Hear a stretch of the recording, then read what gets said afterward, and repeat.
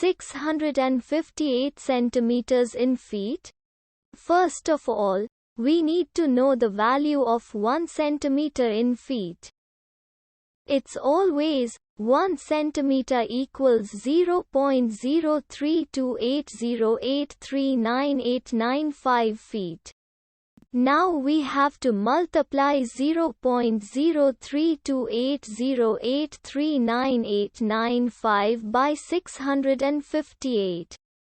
Therefore, 658 centimeters times 0.03280839895 feet equals 21.58792650091 feet.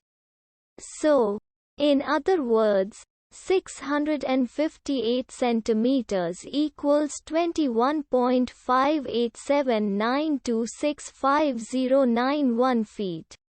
We hope you have enjoyed this video. Please like and subscribe to our channel for more videos like this.